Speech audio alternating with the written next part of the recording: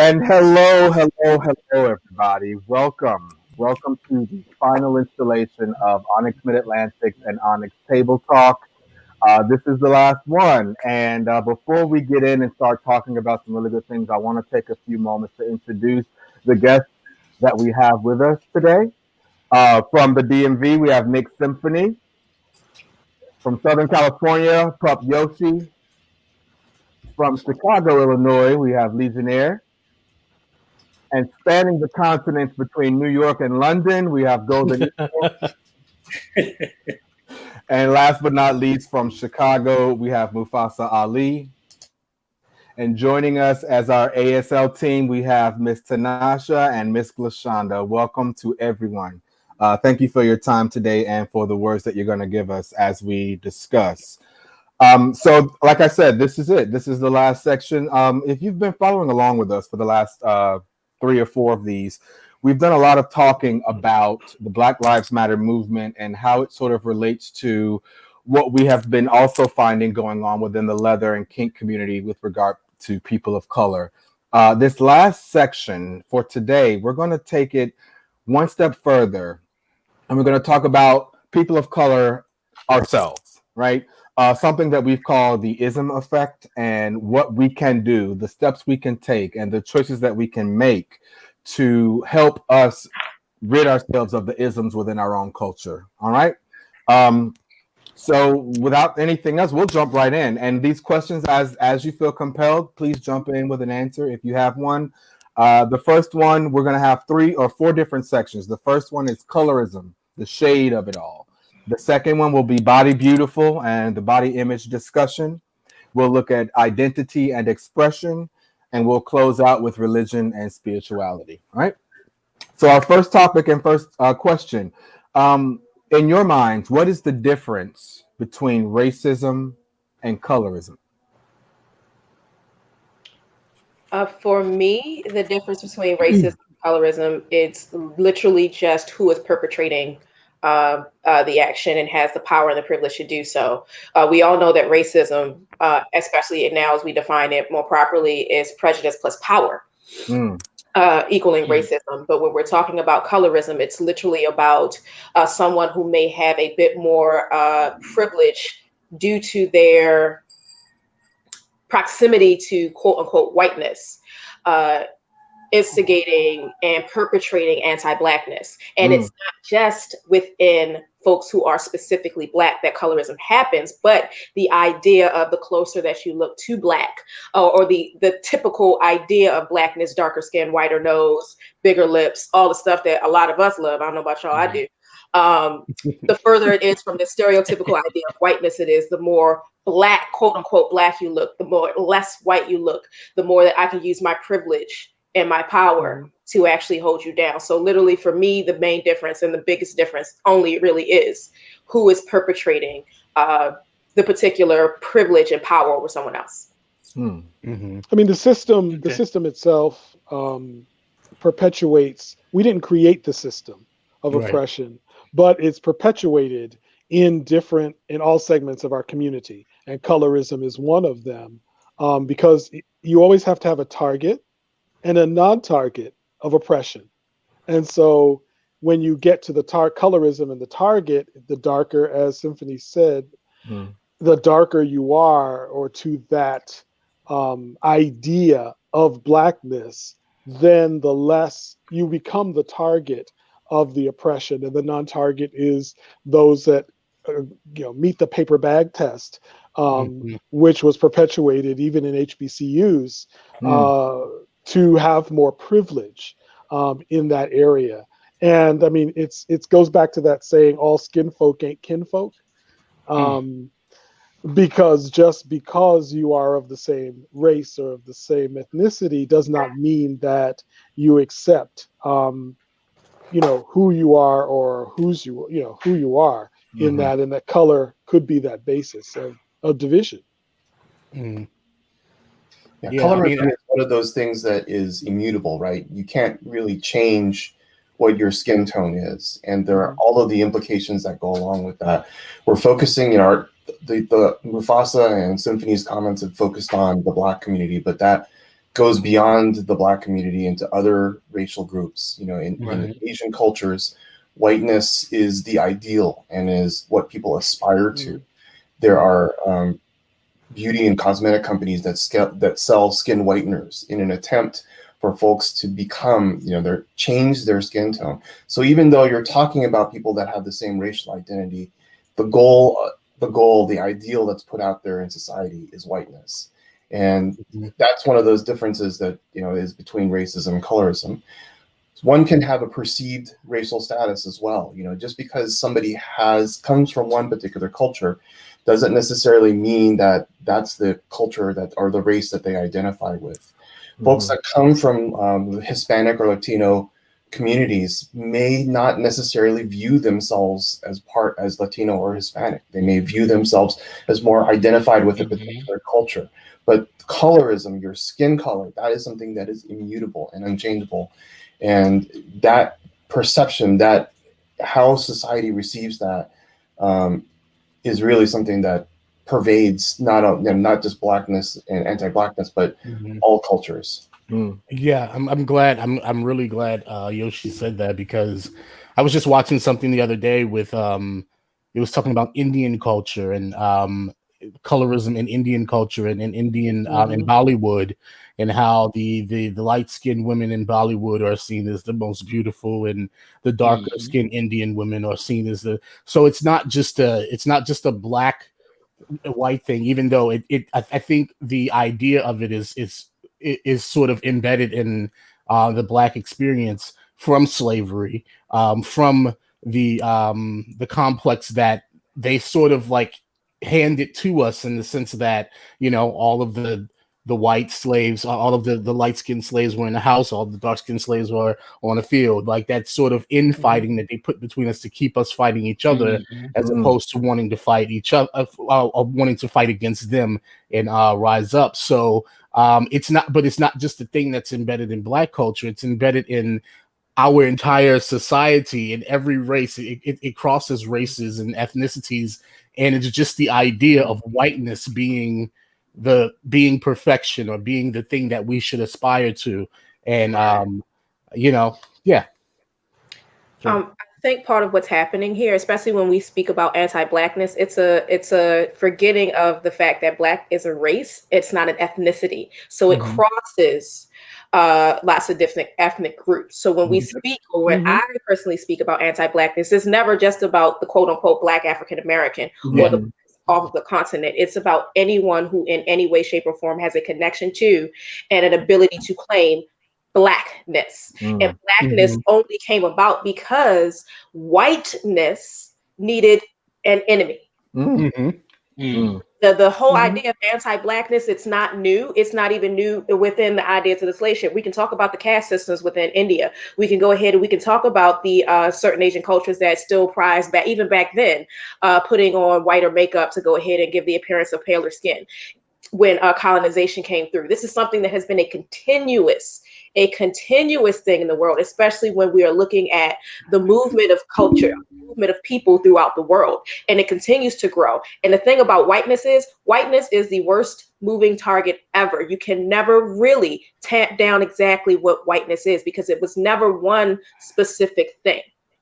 So in order to keep this idea of we have to consolidate power within these very small little ethnic groups and countries here, we have to shoot at everything else.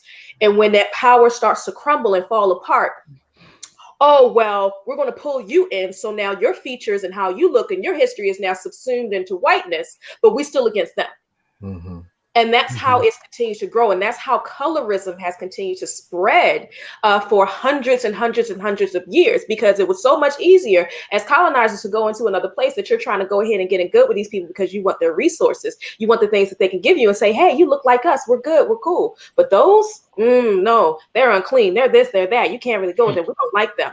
So anti-Blackness in and of itself is so old, and it's never just about the ethnicity that we automatically subsume and put into Blackness. It's about the very idea of what is opposite from white. And what resources one can gain And as you said, what resources, what economic resources one can gain from putting the others down. Brazil, of course, we know that it's rampant there.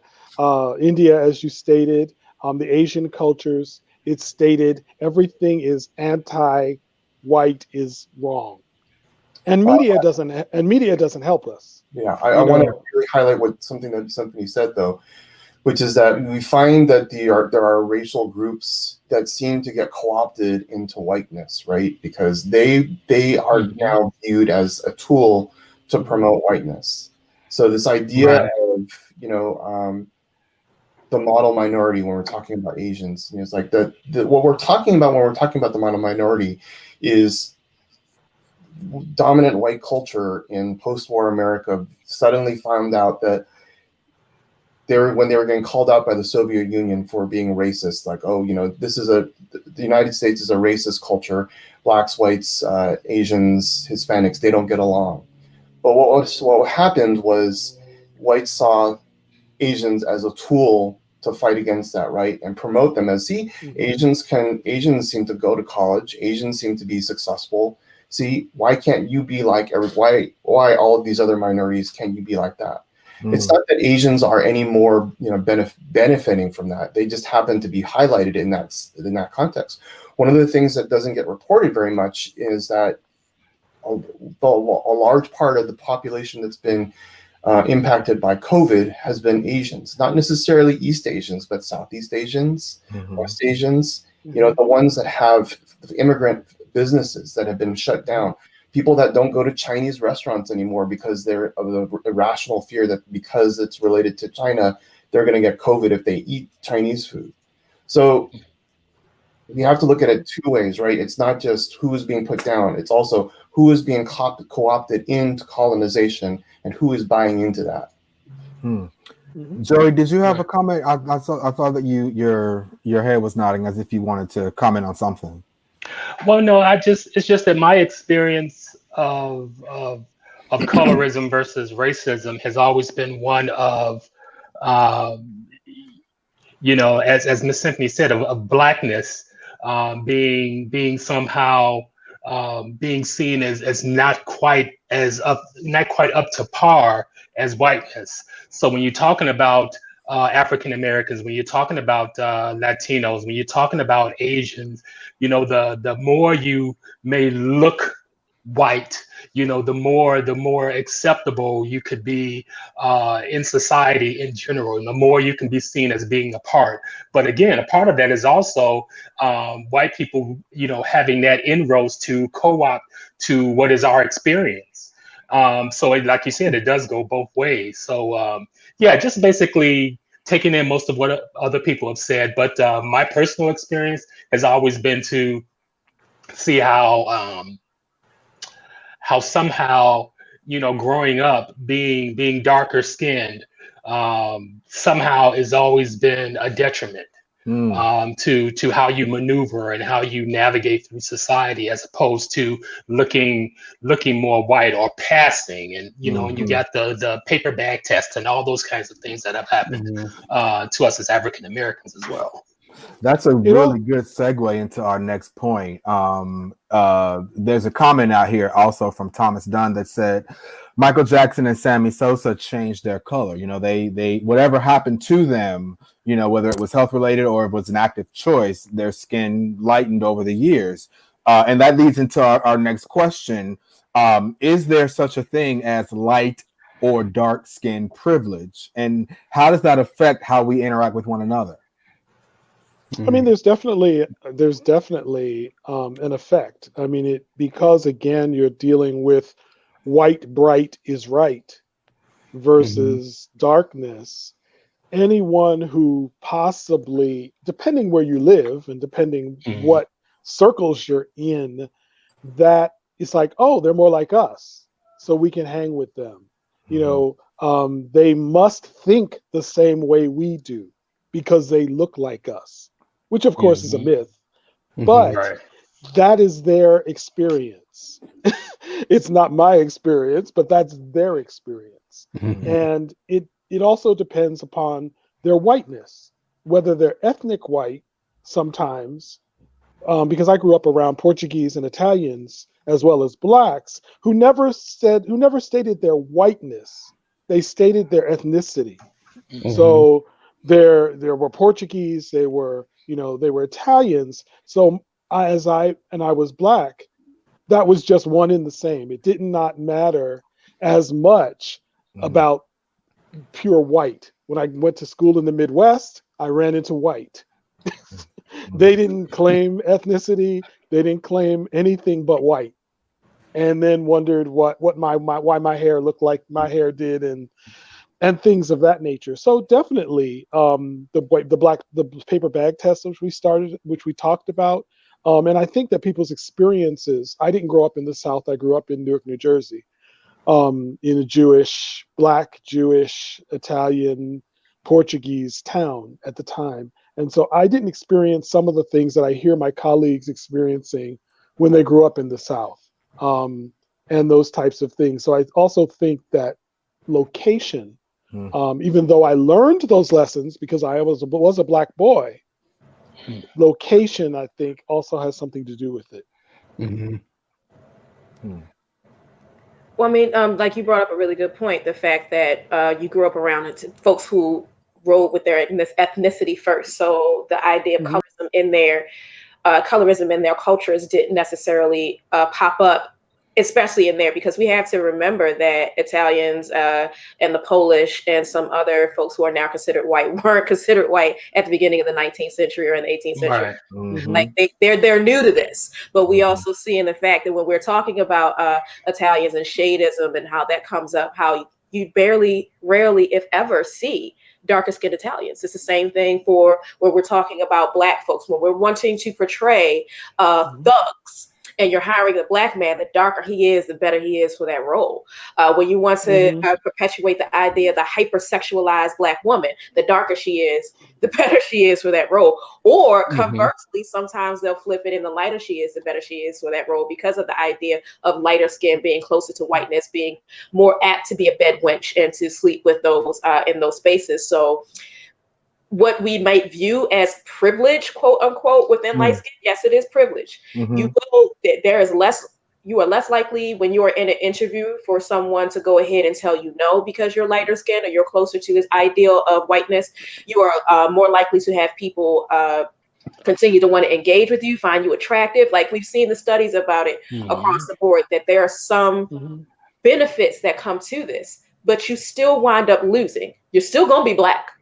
You're still black. I don't care how exotic you might look and all that. You're still black, or you're still close to black, or you're still not white. So that's always going to come up. And then you still have to deal with the idea of that lateral oppression that comes with that. You are, as Yoshi mentioned earlier, in these ways, often you are being used as a tool to to be of detriment to your own ethnicity and race. So is it a privilege? Yeah, but it comes with so many crappy strings attached to it. Why would you even want to continue to use it in the first place?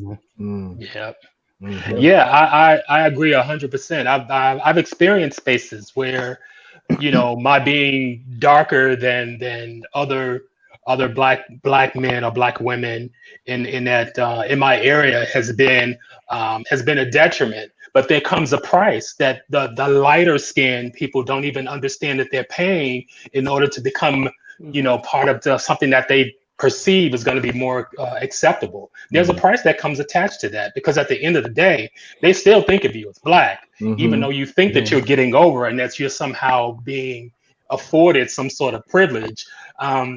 The way that they see you hasn't changed. It's just that you have a more acceptable appearance, but the underlying thing that you're black is still there. It doesn't go away. Yeah. So I mean, I think to answer the question, like, yes, there is something called, I guess light skin privilege, but like, I guess the other question underneath that is like, is it really actually a privilege? Because it's a privilege on the surface. Like, you get access to some things that dark skinned people wouldn't get access to. I growing up in Louisiana, I I experienced a lot of colorism within my own community, probably before I even experienced racism, because I grew up around mostly Black people, but I grew up with this idea of like people telling me that, you know, I remember being told I was too dark skinned. Mm-hmm. You know, I remember being told by a girl, you know, like she found this other guy attractive because he was lighter than I was. And that was the first time that I realized that I was dark skinned. You know, I just thought I was Black, you know, but then I got made aware of this. So like it's not a thing that I think we can say sort of like Mix just said, you know, there's so many other strings attached to it. It's not just that that neatly boxed in, right? That, oh, you get all of these privileges because you look or you appear to be white, but the underline to that, like Legionnaire said, is that you're still Black and you're still going to experience the things that I experience, even if you do on a lesser level than I do. It's still going to happen to you, you know. One of the things, I'm sorry, no, go ahead. No, go ahead. One of the things I remember growing up in Mississippi, my grandmother and my grandfather divorced. They had 4 kids, and 2 of the kids were really, really light skinned, and 2 of the kids were really, really dark skinned. When the divorce happened, my grandfather took the light skinned kids with him to Houston. And the brown skin, my mom and the oldest, my Aunt Lexi, stayed with my grandmother. And when I was little, like 7 or 8, my cousins Melanie and Monica came in from Houston, and they used to tell us, the family split up, you know, because we were going to go with Murdoch over to Houston because that's where all the light people are going. We're going to leave y'all in Mississippi because that's where all the dark people are.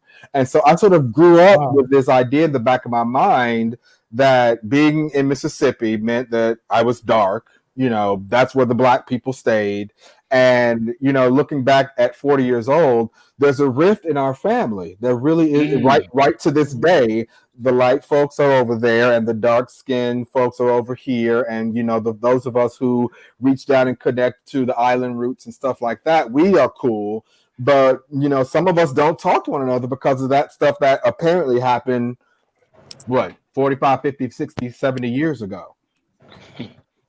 Yeah, I mean, I think that, you know, I grew up with my oldest uncle was very dark. But everyone else in our family, my mother and her other brother were lighter, and but there was never any, there was never in our community, there was never any talk of color. You know, so I was blessed with that in that way, that there was never any prioritizing or hierarchy based on color. Even though those messages were given to me, you know, were given to me that to look out for such things, like if I were choosing to go to school in the South, which my mother forbid. If I were to go to school in Boston, which my mother forbid because of the racial issues at the time in Boston, I can go anywhere else, but I couldn't go those places because of knowing what I might run into that I had not run into already. So I did get those messages, but I didn't actually experience it in that way. And I think, again, because of the ethnicity piece, but again, those are myth, as Golden Eagle said. It's a myth. It's a myth. You know, that it's a myth because you're still Black. Yeah. Even though you think you're accepted, just like this story a few months ago of the 9 people who went out on a boat, 1 Black man, he doesn't come back, and all the other 8 people have a different story. Yeah. Everybody had a different story, and he don't come back. So, you know, was he drawn into the myth of that I'm accepted or that I'm, you know, one of the gang? It's truly a myth because you're still Black, and you're still, when push comes to shove, they're going to fall back on their whiteness, and you're still Black. Yeah. We've identified that there is a thing, right? We've just in a few moments, there is a thing as this light or dark skin or colorism or racism. What do we do to combat it interracially, like between us folks, because if it's happening and we see it and we can document it and speak to it, that means it's happening. What can we do going away from this talk to combat that? Not necessarily fix it in 24 hours, but what steps can we take in your minds to sort of root that out? And for us, by us, we are one, right? Out of many, one people. So I want to say something specifically as an Asian person, which is that anti-Blackness among Asians is definitely a thing. And just because you belong to a particular ethnic group or racial group doesn't exempt you from being involved in colorism and racism. So I just want to get that out there and acknowledge that. However, on the other side of that, just because you are a victim of colorism and racism, it does not excuse you from having your own biases and having your own issues to deal with. And I think that's one of the things that for someone like me, who I grew up in Hawaii and was a multicultural society, and where no race was the dominant race. And I really did think that because I grew up in a multicultural society that I didn't have to deal with issues of racism and colorism, that wasn't just part of my mentality. But as I've grown and as I've experienced more, I've come to realize that that's not the case. And all of us need to be more reflective on that. I think one of the biggest things that we can do to start to work on it is reflect on the language that we use in speaking to one another and speaking about one another. There are still folks, like there's still the memes running around, light skinned dudes do this, and it's like, okay, I mean, is it funny? But at what point are we continuing to perpetuate stereotypes because of the language that we use? Like that's a part of unpacking biases and unpacking anti-Blackness. We have to examine all the ways in which it actually permeates and comes into our lives. So being very cognizant of the language that we use and how we speak about and how we speak to one another, and even how we speak to, first of all, okay, and just thinking about Yoshi and what's going on here, because a lot of times when we have this conversation, we say POC, and it's only Black people sitting up here. No one makes any effort whatsoever to get right. color. And it's part of the reason why, and that is colorism and anti-Blackness, because even within POC, we only think of the darkest, the most Africanist that you can find. It's like, hold on, wait. If you're going to use the persons of color, the people of color label, actually have it be people of color. I'm Black. You don't have to call me a person of color. I'm Black. I'm black ass Black. Blackity black, black, black. I'm Black. But if this is going to be a people of color thing, that's watch your language and make sure that it actually reflects that. Get clear on the difference between race and ethnicity. That will open up so much of how we actually deal with one another and how we actually start to unpack this and having an understanding of colorism, shadeism, and anti-Blackness and how it goes across ethnic lines, because race is never just subsumed within one particular ethnicity. It goes across. So that's a good place to start, really looking at how we use our language and how we think about these things, how we interact with one another. How do you describe and talk about darker skinned folks? Do you even include them in your spaces? When you're talking about, like I said, people of color, are you actually including people of color, all shades? Or are you just looking for the darkest of the dark that you can find to go ahead and perpetuate the idea that you have? Who's somebody? Yeah, I was gonna follow up on what Mitch said. It's like, it's one of those things where we also have to be in a position where we can challenge not only one another, but to challenge ourselves on what our biases are, and being in a space where we can examine where they come from. And that can be a hard place to come from, because I know even growing up, in the family, the kids and the cousins that were called pretty were not the darkest skinned kids. Yeah, they were the high yellow red bones. You right? know, so but you know, but now it's like, you know, okay, all of the children are beautiful. You know, they all look different, but they're all beautiful. So it's trying to embrace that mindset when we talk about each other, when we interact with each other, where we can kind of put those biases aside, or at the very least be in a place where we can talk about them and examine where they come from. And again, those can be really tough conversations. I mean, I've had them, and they've been tough for me. So I've had those. I've had that conversation too. Just to pull from what everybody was saying, Mix, Yoshi, and Legionnaire. I, you know, just a couple months ago, I had an issue with a friend of mine who is a light-skinned black person, and me being a dark-skinned black person, and me, as Yoshi said, being the dark-skinned black person that feels like, you know, I've been the most discriminated against, right? Because I'm dark-skinned. And so, like, thinking that I don't have to tiptoe around the feelings of, like, my light-skinned friend, and making light-skinned jokes towards him. And, you know, he's more of a tough-skinned person. So, like, when we joke around, I know I can joke with him like that, but he actually pulled me up on it. You know, a few months ago, he texted me and let me know, hey, you know, some of those things that you say about me being light-skinned, that really, really does not sit well with me. I've been made fun of for not being black enough all my life and it made me think about it in a different way, because I'm like, here I am thinking that I was discriminated against not being white enough or not being light-skinned enough. And here I have a light-skinned person telling me, well, you know, I got it because I wasn't dark enough. I wasn't black enough for people. So it really made me think.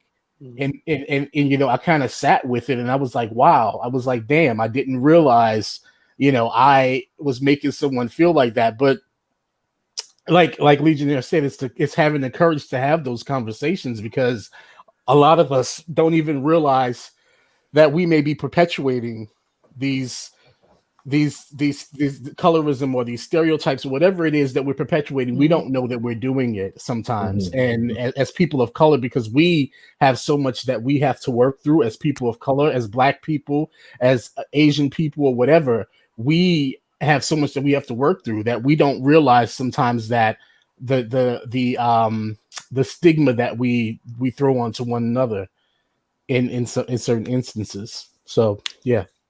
We have to be willing to unpack that suitcase that somebody else gave us. Somebody else gave us all those things about other people. And we have to cut through that, as all of you have said, that we have to examine those biases that we have. We have to recognize that we have them. We may be called out by another friend or somebody on them, and we have to work through that.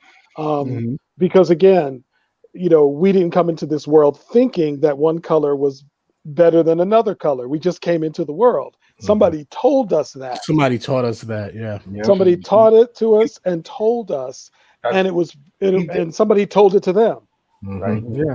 So, and you're trusting them as it is truth, where it may not be truth at all. Right. And or it is not. It is not. Right. It's not. It's not truth. Right. And so I think with this campaign, I mean, the grassroots campaign that has just been run all the last 4 years in order to get Biden and Kamala into office, I think has hints of that, of cutting through a lot of that with Latinx people and also Black people and Asian people, to understand that we are all in this together, no matter what color you are, that the last administration did not do well for any of us.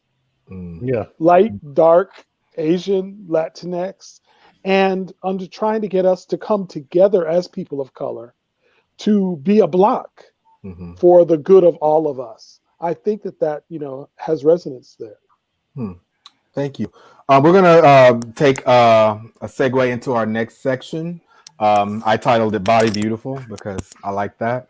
So we're going to talk about body image in the next few minutes. The first one, what does the conversation look like or should look like when it comes to addressing body image within our circle of POC? Whew. I know. Where do you start? Where do you begin? Right. Well, let me jump in. Well, there's differences in the body images within. I grew up in the church. There's always been full-bodied women in the church. There's always been full-bodied people in the church. There's always been full-bodied people in my family, in my neighborhood. I really didn't think anything about it other than health issues. Mm-hmm. So for me personally, I didn't grow up with, this heavy thing. This person who is heavier than that person is any different than this other person. Mm-hmm. Now, there may be health issues involved, and let's deal with those. But the image, in my mind, being a same-gender loving man, starts to come in when you look at the white gay aesthetic. Mm-hmm. And the white gay aesthetic has nothing to do with the black body. The bodies don't look alike most often. We have different features, but that white gay gym body that's perpetuated by clothing and by ads and by this is what you need to look like, I think a number of our community has co-opted that. Mm-hmm. That's mm-hmm. what beauty is. Again, but for me, that's never what beauty was. And you have to, again, separate yourself because that's perceived as better. Mm-hmm. Here we go again. That mm-hmm. body with the tight ass and the abs and which to me is no ass because it's just flat to me. But that's me, and understanding that I prefer black bodies or people, persons of color. And the media promotes that. MTV has promoted that, even with the thug mentality of hip hop, that D'Angelo, you need to look like D'Angelo and you need to look like that's the body. Heavy D is there, but, Heavy D never takes off his clothes. The jail body for the black body, the thug mentality that, you need to look like that. And for women, when I hear white people talk about now that everybody's getting butt injections, I thought you didn't want a butt. Thought you didn't want to look like black women or women of color. But now you're getting the Kim Kardashian butt. And now you're getting the injections to emulate our ethnicity more. What is that? Mm-hmm. Yeah. You're co-opting now. You didn't want to before, but now you want to co-opt larger lips, larger, smaller waist, larger, that's just who we are. Thick hips in Africa was a sign of beauty, of childbearing. And then you come to America, the whiteness, oh no, that should be the opposite. We need to understand where these images are coming from and how they co-opt us. Luckily now big boys have started to come together and have big boy pride and other things to perpetuate, the beauty that is within within us. Mm-hmm. But that white gay aesthetic just, shoots things down. Mm-hmm. Mm-hmm. Anyone else have a feedback on that?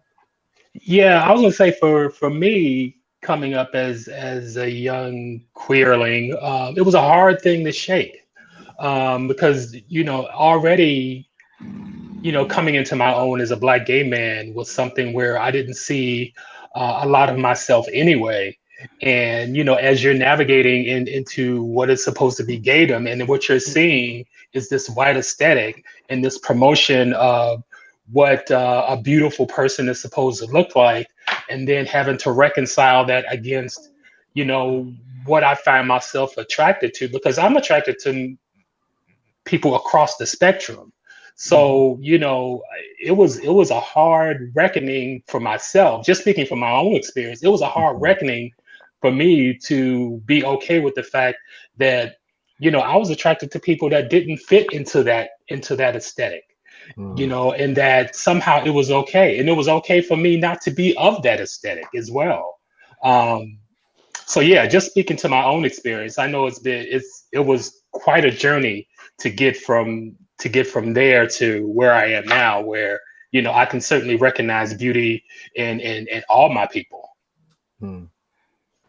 Thank you. Yeah. I mean, So something. Oh, go ahead. Go ahead.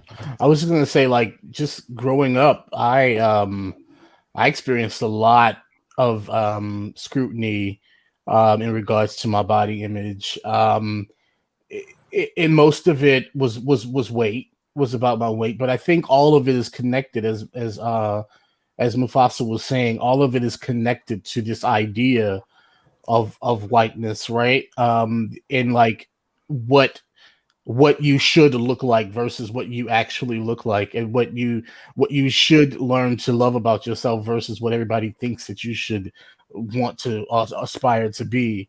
I got a lot for my weight, you know. I was always being told by adult members of my family, you know, I was too fat and I needed to do something about it. And that was also connected to not just anti-blackness, but also anti-gayness, because, you know, the point about my weight was made that, oh, you're fat because you don't go outside and play a lot like the other boys, and you don't run around, and you don't get dirty, and you don't do this, you need to go outside and play football, you need to go outside and run more, instead of standing here reading all those books and watching all those TV shows. You need to go do this, you need to go do that. So I think all of it is connected, because the whole package is what they're going for, right? The package of what you should be versus what you actually are. And so I think that was a good point that Mufasa brought up, with like just saying how connected all of this really is, and we don't really notice it, you know? Yoshi, you had a thought there? So one thing that I think that a lot of us don't always recognize, that when it comes to body image and people of color, is that there are some stereotypes that go along with race and body image. You know, if I ask you to imagine what an Asian man, what body image comes to mind? Probably somebody who's light, someone who's skinny, who seems weak. And that goes a long way to perpetuating some of the stereotypes about Asian men, especially in the gay community, right? That they're weak and passive and you know, aren't sexually desirable. And that's another layer on top of race. You know, body image kind of plays along into that. It's, you know, when you hear people talk about, oh, I don't like Asian guys because, you know, they're skinny and, you know, they're really kind of femme. It's like, there are over 1 billion Asians on this earth. You think they all look just like that? They don't. But breaking out of some of the stereotypes about body image that are associated with race is something that goes along with all of this conversation about race and colorism. Symphony, you said something? Yeah. Usually, and just being completely honest, usually when it comes to body image and more appropriately fat phobia, I tend to take a back seat, because for the majority of my life, and even right now, I have what some would consider a passable body within the white standards. I'm slimmer. I mean, not tall, but not necessarily super. Well, I'm short, but not super short. So a lot of what I deal with doesn't have the same type of repercussion that it does for folks who have bigger bodies. And I got my edges snatched and handed to me about this, because some years ago, I was that skinny asshole. Well, you don't know what I go through. This, that, and that. Granted, I grew up in a household and in a family where I was shamed for being small every day. I did not look like Sarah Bartman, therefore I was not healthy. I was not good. When you're going to eat, when you're going to do that. I heard that almost every day of my life until I hit my teenage years and even beyond. That still never kept me from getting a job. that still never stopped my doctors from actually talking to me about things that were wrong with me. As a matter of fact, they just naturally assumed that everything was good and my health was great. They didn't know that I was starving and going through malnutrition. They had no idea of all those things. So what I dealt with on that end, it still did not have the societal impact that happens with folks who have bigger bodies. And I, in a conversation with someone who she's now passed, who has a bigger body, she drugged me for filth. Absolute and utter filth. Because I thought I was showing up with receipts. Well, you know, back in the turn of the century, it wasn't until the 20s when they started wearing the flapper dresses and having the very streamlined things that, you know, that was what then became in. Before then, it was bigger bodies. Venus of Willendorf, that was the thing, that was the thing, that was the thing. And she was like, but what does it, has it ever stopped you from getting a job? Has anyone ever called you unattractive for being skinny? So the societal weight, yes, my interpersonal relationships when it came to my body image and my weight were crap. And I had to rebuild myself back up. But society didn't kick my ass about it. So a lot of times when we have this conversation, I can acknowledge that the environment that I grew up in, because on the one hand, I did not fit this idea of the round hips, the big round breast and all of those things that I wasn't in, and I wasn't, you know, desirable in that way, but I wasn't desirable, but I also wasn't undesirable. And there's a big difference, and I was able to float in that space. So I'm very cognizant of when I step into these conversations, because what I have is personal experiences, and my personal experiences don't necessarily trump societal issues that continuously hit people in the face day after day after day after day. I'll never look like some of the bodies that they have in music videos and all of that stuff, but I'll also never be called unattractive, because I won't. So I step back and I give all space to those who have to deal with that compounding part of the issue for them to speak their truth. Cool. So we have about 10, 12 minutes before we'll take our break. I want to try to get this last question in this section so that we can have a clean break and start after the break, we can start with identity and expression. So we've touched a little bit on this, but I want to hear specifically, what can we do to empower people who are afflicted by body image issues and or body dysmorphia? What can we do to serve them, to help them get over that hump? I think that what we're doing right now, with the whole what do you call it, body positivity movement that's going on right now, I think that's a start, and I think it's really helping.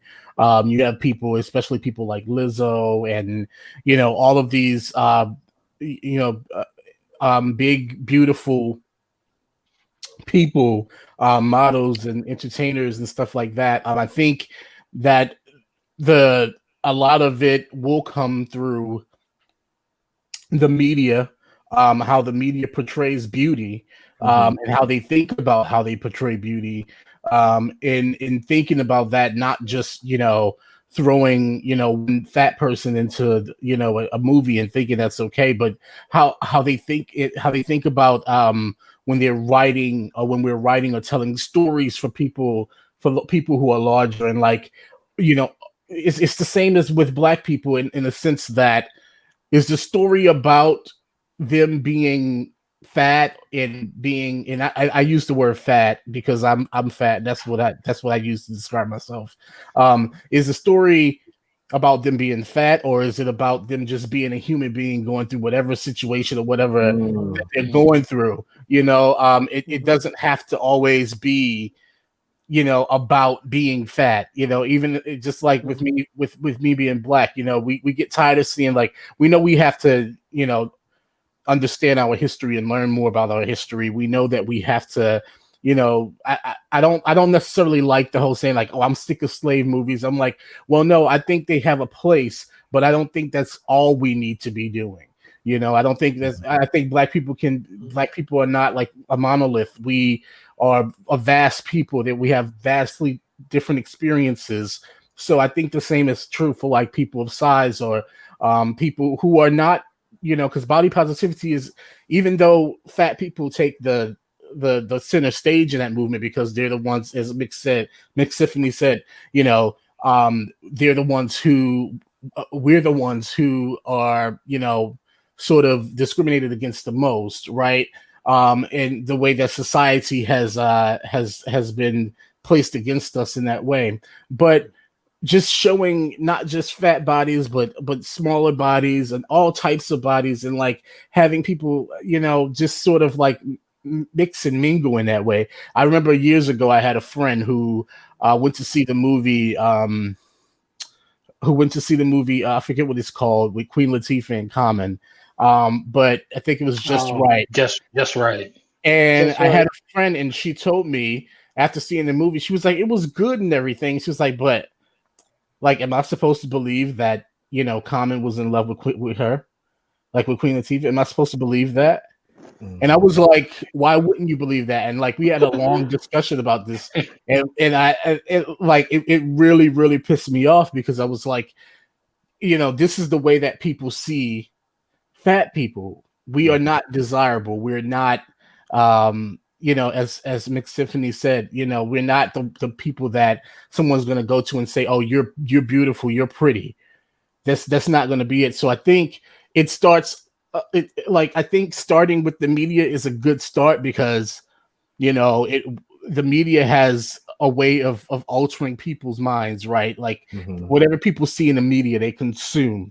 And so that's a good place to start. But I think even further than that, it's about, like we said, with colorism, it's about examining your own biases, you know, having these conversations, these tough conversations with family members and close friends. Like, that was a really close friend of mine who said that. And that really hurt me, because I'm like, well, damn, if you think that we're about Queen Latifah, then what do you think about me? Right. You know, we're supposed to be really close. Right. So it, you know, it's about having those tough conversations with people that, you know, that we may not even feel like having sometimes, but like it has to be on a personal level. It's society, right? But it's also a personal thing. It's changing minds and altering whatever personally, you know, on a personal level in your relationships with people. And so, like, I think that's a good place to start with that. Thank you. I think for me.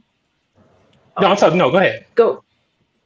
For me, one of the things that I'm learning and trying to do is to, first off, be very clear about separating health from body weight. And because there's a certain amount of fat phobia and ableism that goes into that, because we automatically assume that bigger bodies aren't able to do things. Oh, you're not going to be able to go up the flight of steps. You're not going to be able to do this. You're not going to be able to do it. Contrary to popular belief, that's not the case often. Every big person doesn't have diabetes. Right. Every big person doesn't have blood pressure. And I've seen many Black people do back handsprings better than the best gymnast. So it doesn't mean that, I hear know you. Quite a few who can dust my ass. Nothing on my part, but we learning how to divorce that, because we place so much value on healthiness, and we judge healthiness, and we're taught by society to judge healthiness by body weight and body shape, and that's not always the indicator. 90 times out of 100 is not the indicator that we think that it is. And also, just to piggyback off of our Golden Eagle, just being very clear about how we speak about one another. Like, stop saying you're cute for a big girl. If she's cute, she's cute. Right. And being very cognizant, and this is something that I experience in other areas of my life, is don't just go out with the bigger person because you're trying to assuage your ego. You're trying to assuage your conscience. Be real. There are so many other ways that you can unpack this and actually be a better person than trying to go ahead and lead folks on that you're not attracted to, but you're going to do it because it looks good. Well, look, I date bigger people. But did you actually want to, or did you feel like you had to in order for you to go ahead and get your little ally brownie points? No, they don't count. So really unpacking it and being clear about your intentions when you do these things, when you pursue folks. Do you like them because are you attracted to bigger folks because you're just attracted to bigger folks because that person just happens to be bigger? Or are you attracted to bigger folks because there's something about it, and what actual stereotypes and adjectives do you attach to bigger bodies? Or do you want to be savior? Are you trying to be savior, right? Or are you are you being real? Put it in on a kink perspective. Do you only go out with bigger folks because you've got a feeder thing? You're into feeding. Mm-hmm. You know, you can do that with other folks that aren't big. You can do that with everyone, anyone who's into it. So is that the only reason why you're into BBWs? Is that the only reason why you're into bears? Like, get really real and start to detach these ideas that we stick on bodies and body folks, and talk to yourself, love your body, touch your body, really get intimate with your own body. Take that however you choose. So that you can start at least internally with starting to unpack that stuff. Because when you're able to look at your body and yourself outside of these ideas and these stereotypes and these ways that quote unquote you have to be, it makes it that much easier to start to extend that grace and that compassion and that space to other folks. RuPaul said it best: if you can't love yourself, how in the hell are you going to expect somebody else to? Right? Exactly. You have to be real. I mean, reality is that there are big people who get married every day. There are big people who love other people. There are big people who have this job or that job. There are skinny people. We have to look at reality. Stop looking at the myth of media and the myth that people are feeding us, and look at reality. We are real people. You know, the whole no fats, no femmes on you know, in the ads, and understanding, okay, that might be their preference, but that's not necessarily the reality for everyone. Right. But the other thing is that, you know, for those of us who are in positions of leadership, or those of us who are involved in promoting events or leading organizations, that one thing that we can do is to promote different body types. And, you know, do you have people who have different body types on your promos, on your website? You know, are you featuring them? You know, many of you have seen the T-shirt I have from the Eagle Tokyo of two Japanese guys who are like big and muscly, and it's on the wall of the Eagle Tokyo. And I got to tell you, you know, even though I had been, you know, out for 15 plus years, like when I went to Tokyo 4 years ago, and I saw that image on the wall, it's like, oh my gosh, Asian people can actually be like hot and attractive. I mean, it was a revelation to me. And it's something that, you know, when you can see something in media, whether it's on an event poster or, you know, back when we had events, you saw posters or you saw somebody on a stage or featured who looked like you, it's a really powerful thing. And it's something really important for us to remember, that even though the media feeds us certain images, we have some control over the media that we put out. And if we can take control of that and we can promote that, that's something small that we can do to help those who have body types that are outside of the mainstream feel welcome, feel included, feel like if they show up to this event, if they come and hang out with us, that they're going to be in a warm, welcoming, safe space. I mean, Rihanna is shutting down Victoria's Secret ideas because of her Fenty line, because of who she has looked at, and putting real bodies. Real bodies need clothes too. You know, and so it's a whole, you know, it takes that vision and that, you know, understanding to put that forth. She's not looking at only larger women, she's looking at larger men, including in her show as well. These are real people who want fashion, who want clothing, who want things. We're not all Victoria's Secret size. We're not all Victoria's Secret models. We're not all. That is the myth that is put out there, but is not working. Secret size. You may be. We're not all Victoria's Secret size. Legionnaire, you had mentioned, you had your finger up. Did you want to say something before we go to break? No, most of what I was going to say has already been said, but you know, specifically towards, you know, when we talk about language and how we interact with each other, and again, going back to the idea of challenging how we interact with each other and what we find appealing and attractive or whatever, you know, because I'm the kind of person that kind of sits in the background and people watches when I'm in a room full of people anyway. My tendency is to challenge myself to talk to anybody and everybody. Because at the end of the day, everybody has something to offer in terms of their experience. And I think if we can remember, if we can kind of internalize that, I think it can kind of challenge the way that we allow ourselves to interact with one another. No matter what no matter what the trappings on the outside are. Right. Yeah. Cool. Thank you. All right, guys, we are at 5. We're going to take our 10-minute break. The guests, if you would please mute your mics and your cams just in case so the backgrounds aren't heard. We'll be back at 5:11. We'll resume at 5:11. We won't disconnect the stream. See you guys in 10. Thank you.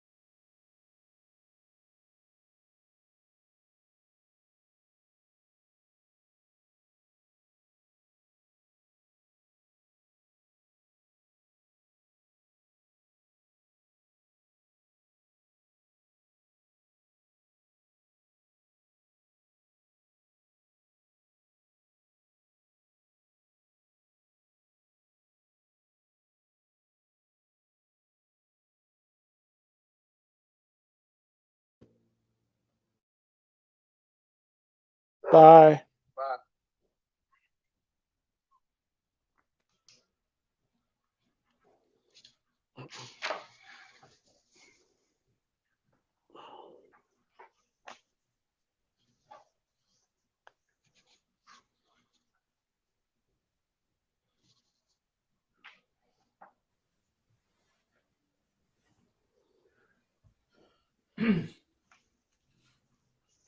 Okay, it is 5:11 and we are back. We're gonna jump right in. Hey, pup. Um, we're gonna start with this next section on identity and expression. So, first question: can we change, or how do we change the behavior of people of color who express phobic or offensive ideas about identity or gender expression? We can't. We can. So we cannot, or we can. Yes. Cannot. Only they cannot. can change it. I'm not out here trying to be Captain Save a Hole with all these transphobic assholes. No. You either want to do better or you don't. You either want to unpack or you don't. Like, it's hard enough being black. It's hard enough being femme. I'd be damned if I spent all of my time in my life and my good ass skin on trying to save folks out here who are still determined to act like me being non-binary is the worst thing in the world. I refuse. I can't change you. Only you can change. You want to be a dumpster fire? Be a dumpster fire over there. I agree. I don't have to. Yeah. I don't have to be with you, but I don't have. Changing you is up to you. I mean, what does a trans person or non-binary person do that upsets you so much? What does it have to do with your life? I mean, what is it to you? You trying to date them, or what are you trying to do? What is the fear? Those that scream the loudest, there's something going on. Scared, yeah. That fear is straight people fear. I don't know. I don't know what it is, but the thing is that you have to want to do better, as Symphony said. I can't change you. I cannot be your friend. I cannot, have you in my life because I don't need that negativeness in my life. But I can't change you. Well, you know what? I split the poll on that, and this will lead into the next question because it's part of the first one. If we can't change someone, well, I believe people do change. People can morph or evolve. Oh yeah, they can change. Because it's possible that before a conversation happens, someone is ignorant and they just don't know what they don't know until someone exposes them and says this is this, that, and the other. So, putting aside the idea that we're not going to be able to change someone who's hell-bent on being a certain way, what then needs to happen to address and or eradicate the idea of this constant turmoil that we find ourselves in with regard to our trans and non-binary siblings out there who are constantly met with violence? We can't change someone, but what do we do as a community to get the word out? We have to be able to do something. Yeah, I think we can always, I think we can always try and place ourselves in a position where we challenge each other's thinking. Now, to the extent that you want to put yourself out there to somebody that doesn't want to change, then that's a different conversation. But I think at least on the face of it, or at least in the initial exchange with someone, I think we can challenge someone's thinking to say, hey, as Mufasa said, why is it that you think that way? What is it about, this particular person or these particular people that's so threatening to you? What is it? What makes that so problematic for you? And, then you gauge whether or not that person is going to want to change or want to be receptive to thinking differently from there. And then that gauges on how much further you want to take that interaction to help them along that line. Yeah. I mean, yeah, I agree with what everybody said. Like Mixed Symphony said, and like Legionnaire said, they have to be willing to have the conversations. And that's the thing. Like, I think there's a difference when Link says that people can change. I think that's true that people can change, and the people that can change are usually the people who, like, there's a difference between someone being willing and able to learn versus someone who is not open or willing to, and those who are not, it's like, you, unfortunately, I don't think we can do anything about that. Like, it's the same with racism or any other ism out there or any other phobia out there. People who want to change, by this point, they know what it is that they need to do. They know what they need to work on. I think a lot of it, like, someone else said, I can't remember who said it, but a lot of it is fear. With especially in regards to trans people, it's fear. Trans people, their very existence, I think, challenge the very ideas in ways that we've come to accept things in our society. It challenges everything, because all of our notions about gender and sexuality, even this is the reason why there are a lot of gay people who have a problem, accepting trans people, because it challenges all of our notions about who we are and our sexuality and our gender, things that are so deeply embedded in our society at this point, that trying to get people to understand something outside of that is not only next to impossible sometimes, but it's just hard. It's very difficult because their minds are fixed. And when you're dealing with trans people, this idea of trans people, oh, it's so radical to them, because they've never been challenged. Their ideas about life and sexuality and gender have never been challenged, and they've always been in that box. And so transgender people challenge that box, and they challenge us not only to accept and examine who we think they are, or examine our ideas about who they think they are, but examine our ideas about ourselves. And that's the part that makes it hard for people, because they don't want to examine themselves. They don't want to examine themselves. Yeah, frequently what you hear from folks is, well, I just need to know more about it, to educate me so that I can, so that I know about this. But we live in a society where, there's Google, and I promise you that if you Google, how do I support trans people, you're gonna get a dozen really helpful links. And I understand that there are folks out there who don't know about these issues and have a sincere desire to improve and to be better, but it is not up to trans folks to provide the labor for others to get better. Amen. There are resources out there. There are others who are supporters of the trans community, who are supporters of non-binary folks, who can provide those resources and provide that education. There are certain trans folks who are blessed with the capability and the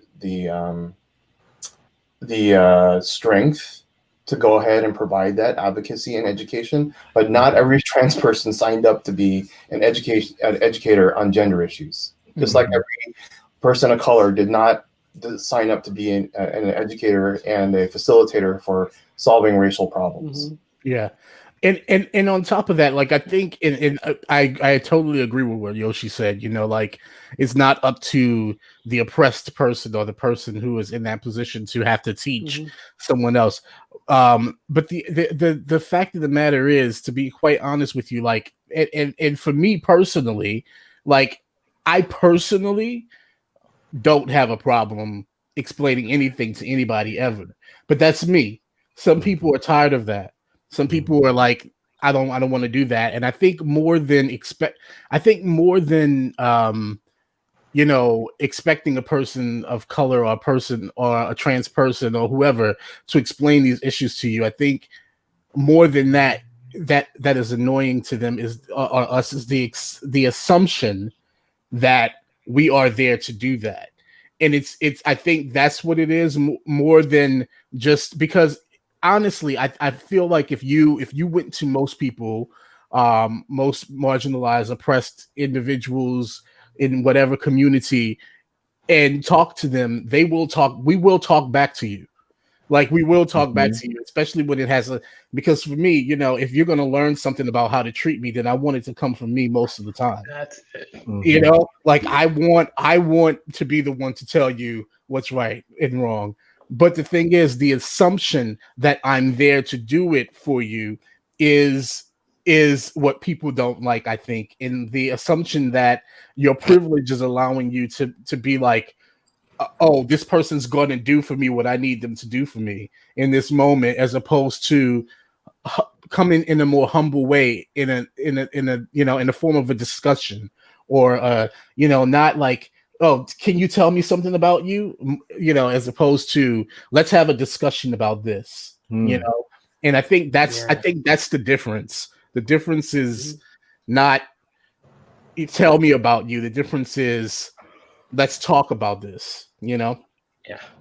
And there needs to be a distinction between, I want to ask you about your experience as a trans person or a non-binary person, or I want to ask you about all trans people. I am not the spokesperson for all trans people. Yes. Right. I am not the spokesperson for all non-binary people. I can give you my perception and my experiences through this and some of the generally accepted things, but I can't speak for all trans people, because some trans people just trans. It is what it is. And it's being willing to, first of all, like Yoshi said, Google is free. Google is out there. Google has an abundance of information. And especially in the current climate that we live in right now, having to go ahead and explain the intricacies of how I view myself, and not just how I view myself, but people will ask me about my genitals, ask me how I have sex, ask me this, that, and the third. If I am even willing to answer these questions, because that's a big old if. Here's my Cash App. Pay me for my time and my labor. Okay. So you would have went to Google and got all of this. But if you want personalized information, or you want to ask me stuff that I could put in my memoir, pay me. Yeah. Pay me for my time and my labor. Because what people tend to not understand and realize, and what we don't have enough of a conversation about when it comes to transness and non-binariness and expression of gender, this is always an ongoing work of discovering yourself, how it works, who you are. I can't speak for what it's like to be cis and know that you're a cis man or cis woman and just sit in that space, but I can speak for the fact that I have had to unlearn just about everything that I thought I had to be in order to actually be myself. And I am still unlearning every day and discovering new ways to be myself. It is such a journey. And to have to share that with somebody who's going to do not even the bare minimum of work. Because the change that happens is not just asking one person, it's asking and going again and examining and sitting. If you got to sit down with a glass of wine and a blunt and just sit there and like, well, they told me this, let me think about this. And you do that again 3 months later, you do that again 6 months later, because that's what it takes. It's a constant process to actually change how you see others in the world around you. I love that. I'm not willing to do that when you come to me. I don't have the time, and what you put in my Cash App, I don't want it. I love that. Take that to somebody else. Also, what needs to happen on a larger scale, we need to change the way in which we talk about biology and gender. X and Y, there is not just X, X, and XY. There is a whole gamut in between those that people live with and deal with every single day. Gender in of itself is not just your genitals, it's not just your DNA. It is literally, it can show up in different ways. There are hormonal ways that it goes into play, where it's not just these two end posts on the go. There's secondary, there's primary, and there's secondary sex characteristics. There's all of these things that go into play with what we think of as gender that don't even go into the societal construct of gender outside of the actual physical body. That there are some people who still think that intersex people don't exist, that they're not real, that it doesn't happen. And there are some people saying that who are not even aware that they're intersex themselves, because the ways in which though that is tested for, and some like there are folks who are intersex or have so-called differing genders that run along this spectrum, that have kids and live completely normal, quote unquote, what we believe as completely normal lives, reproduce, have children, and folks will never know. Some folks will never know. So unless you go in and very pointedly ask, I want to know what my DNA makeup is. I want to know this. I want to know that. Check my hormone levels. Check this. Do I have internal testes or not? Do I have this? Unless you start checking all of that stuff, That's the only way that you can honestly say I am 100% pure woman or 100% pure man, and even then you're a liar. So changing the way in which we talk about biology, because there are still people, like when you talk to actual scientists, they will tell you all the time there's more than one gender. There's more than two genders. There's more than three genders. There's more than four genders. They say that stuff all the time. But whatever we learned in 5th grade biology is what folks are still sticking with to this day and using that as justification to swear that I'm a unicorn. I am magical, but I exist. Amen. I mean, we tend to put, you know, as humans, we tend to put things in boxes. And it's easy to put, this is man, this is woman, in boxes, when there's a whole lot of stuff in other boxes. And that we need to open the box and really examine it. And also, I mean, you know, there's a trust factor, you know, and a safety factor in sharing information or personal information with people. So as most of you know, I have 2 trans boys. So I'm constantly learning about their lives and what they trust me with. The information that they trust me with about themselves, the information that they trust others with. Some people are more open about it than others, because again, their safety in living their own life is an issue, in existing, in just living and not dying. And so it behooves us to be also to understand what information that we share and don't share. And that, again, like Symphony said, go to that individual, let them tell you if they're able to do that, or go to Google, as Yoshi said, you know, and start to educate yourself and understand what, that there are complexities to life. But many people aren't willing to do that. Yeah. True. They just want, you know, you're a man, you play basketball. You're a woman, you cook. They're still there. You know, it's just like us getting married. You know, my husband and I getting married. You know, who's the man, who's the woman? Neither of us. He likes to do laundry. I don't. I do the cooking. I cook. He doesn't. It's just things that have to happen that are not genderized, that should not be genderized. But we love to easily genderize our whole society. That this is a man's thing. Blue is a boy's color. It goes back to that. Pink is a girl's color. I love pink. And I'm not a girl. To separate gender identity from gender expression, because you can be exactly. You can wear a skirt, you can paint your nails, you can be a feminine man. What we associate now with femininity in U.S. society here in the West, you can do all of those things and still be a man. You don't have to come and jump over here in this pool of non-binariness if that's not really you. It's hard over here. It's past 18. Don't do this. They ain't no lifeguard if you ain't got, if this ain't really where you're supposed to be. Right. But divorcing ourselves from this idea that gender identity is gender expressing, that this has to be this has to be that, like, and please God, learn some history. It will completely blow your mind when you start learning history. Like, most of us know the difference of how pink and blue switched from masculine to feminine colors, how they flipped, and how before that all babies were in dresses at the turn of the century. Didn't matter if it was a boy, girl, could have been a puppy. Don't care. It was going in a white dress. And the reason why that change happened, capitalism,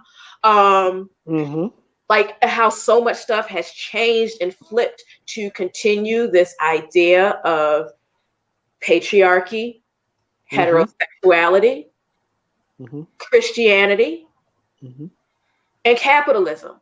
All of these things got flipped and put into places. Do you know how, like, back then, selling kids toys wasn't necessarily about boys and girls? It was whoever wanted whatever. But in order to be able to sell more toys and to actually push it in a focused way, they actually started splitting that stuff.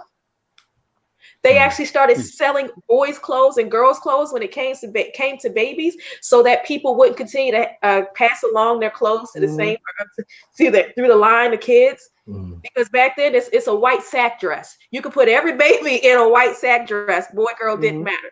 But in order to get people to buy more clothing, they actually started to make boys and girls clothes. They actually started to separate it and give specific colors. Like a store A department store came up with this. And now people are killing people literally over this idea that a department store came up with, just so that folks would have to buy more clothing for their children.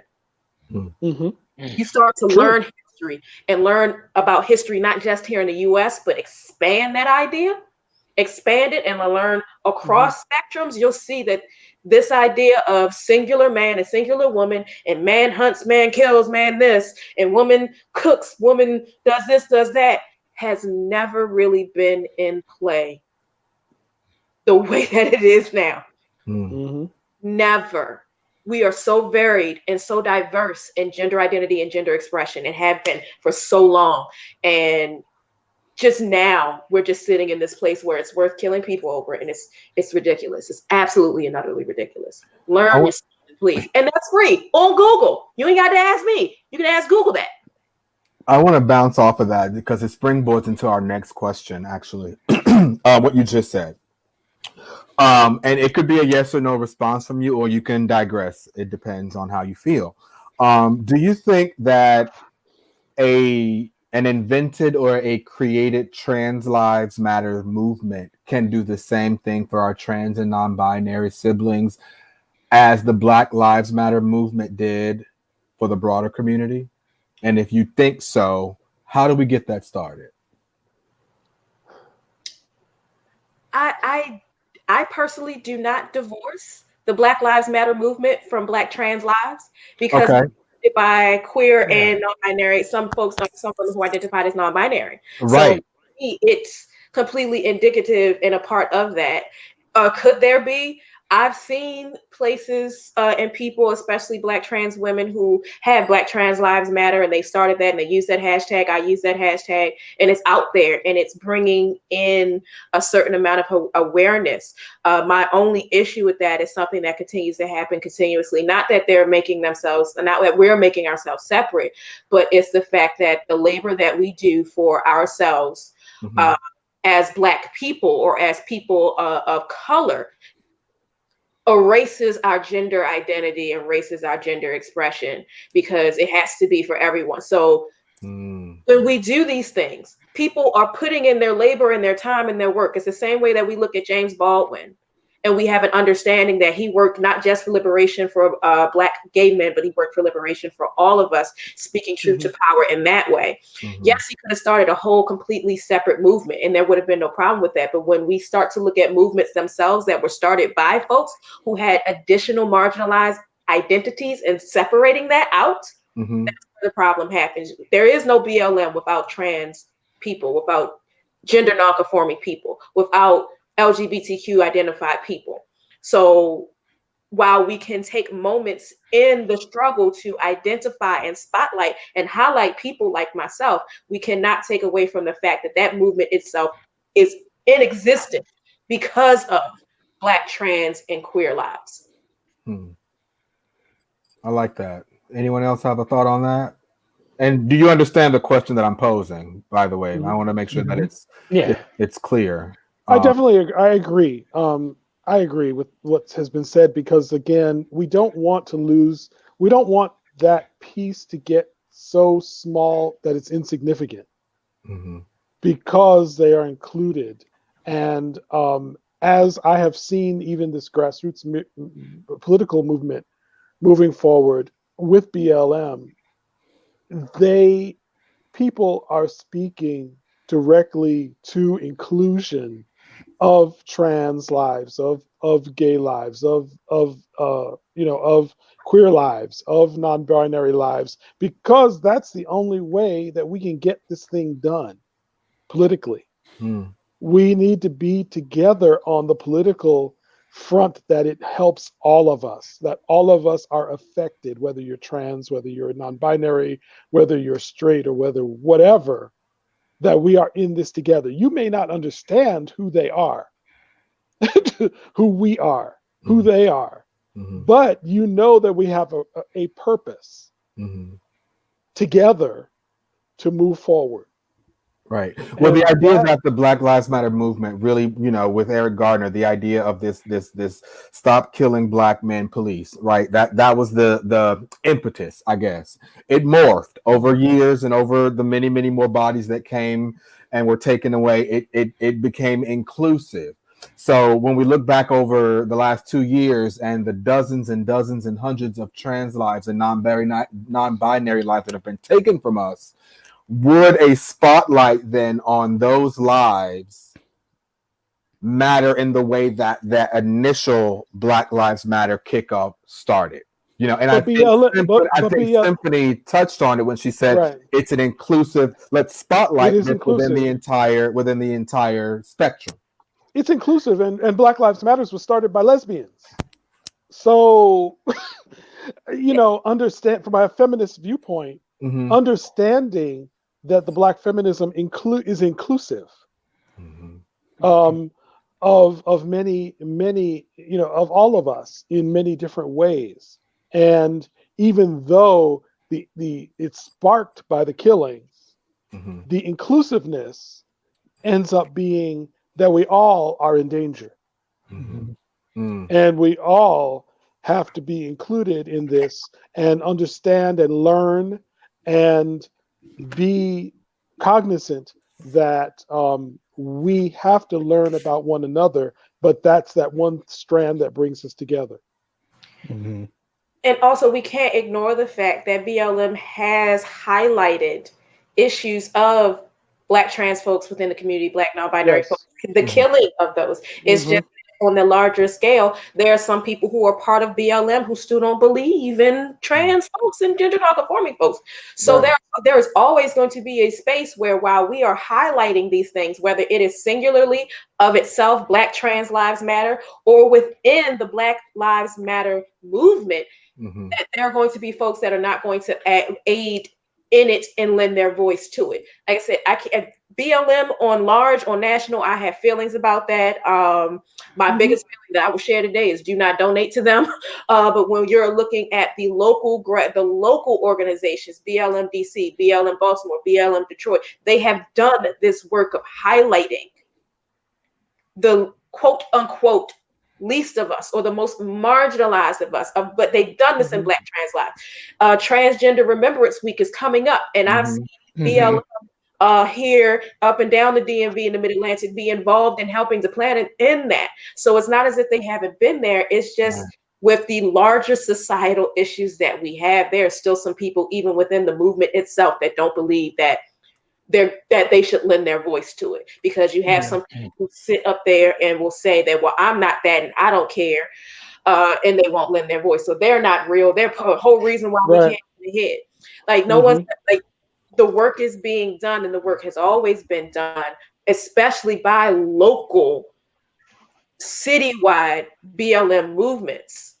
The issue is with the society that we live in at large, they'll never, Black trans women, Black non-binary folks getting killed will, at least right now, within this day and age, will never be front page news like a Eric Gardner, like an Ahmaud Arbery. And that's just what it is. We don't even give that same respect to Black women, Black cis women. Sandra Bland was one of the first. Yeah. It wasn't the last.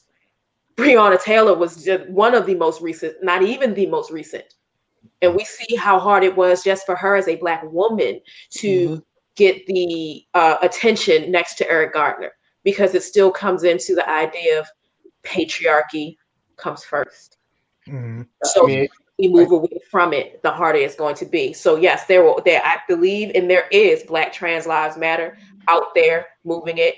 Please check the hashtags when you're on social media to make sure that you're getting the information, that you're staying on top of this all year round, and lend your voice to it. But also remember that BLM in and of itself and these local movements have been lending their voice to it. And it's up to us to make sure that we start using that hashtag when Black trans folks die too. To start using these hashtags and start using these spaces when we see folks like myself that are victims of violence. Because it was never just a hashtag for Eric Gardner. He was the start, it was the start of it. But it definitely wasn't just for him. It was never just for him. It was for all of us who identify as Black. And whatever else you put behind that, that's on you. That's great. We're gonna fight for you. Yeah. But it starts at Blackness. Yeah. I mean, one of the things that Symphony said was, why should, I think there's an impression of amongst a lot of in the gay community of like, why is this issue that's something that's important to me? They're kind of, trans folks are kind of on their own in their own little world, and I don't really interact with them that much, and their concerns are different than mine. They're not really part of the whole queer spectrum. Does T belong with LGB? But the issue is that we have to remember is that when one of us is oppressed, when one of us is persecuted, when one of us is killed, all of us are at risk. And all it will take is just one minor turn of the coin, one minor turn in society, and the animus and focus and attention and animosity is going to be directed at that group instead of this group. Right now, too many trans folks are dying, and especially Black trans women. That's today. But tomorrow, it could be any one of us fit into a category, right? So until all of us are safe, until all of us are protected, until all of us can feel secure in being who we are, then absolutely is our responsibility to look out for them. And I think it goes back to what was said earlier, what I said earlier about this idea of when we were talking about colorism and talking about light skin privilege, and this idea that the closer you are to something that's accepted, the easier it is for you. And I think it's the same. That's what we're seeing. Like with Yoshi said, this gay men who are like, well, I don't interact with trans people, so I don't, their problems aren't my problem, and not realizing that they're feeding into an idea of privilege that that keeps trans people even on a lower class, or whatever you want to say, than gay people. Like, oh, trans people are here, gay people are here, so we're a little bit better than they are. So we have to perpetuate that so that we are closer, because we're closer to right than they are. We're closer to being accepted. It's like this idea, and like not to perpetuate any stereotypes about even bisexual people, but that used to be my problem. I used to have a lot of really bad ideas about bisexual people, because in my mind it was like, oh, some people only claim to be bisexual because it's easier for them, because bisexual is closer to being straight or whatever, which isn't the case. But I think that this is the way that some people are looking at these things. People are looking at things like, oh, the closer I am to right, the closer I am to being normal, the better, and I think that's the reason why this idea of othering each other, we other each other because we are trying so hard to meet this standard of being closer to what is considered right, in a sense. Yeah. So I think that's what it is. Cool. Before we move into religion and spirituality, because this segment right here just reminded me of something. Anyone who's watching, please visit the ONYX MA website, because we do have resources available for information and education on trans lives and non-binary lives and how to be a successful ally. Please visit www.onyxma.com and click on the links under Teach and Education, and you'll find some resources to help you help yourself if this is something that you find that you need to have in your toolbox. So thank you all for that bit. We're going to move into religion and spirituality for the last 45 or 30 minutes or so. And I beg all of you to please be as open and honest and forthcoming with this as possible, because I think religion and spirituality got a bunch of us on the wrong start early on. At least for me, I can speak to it.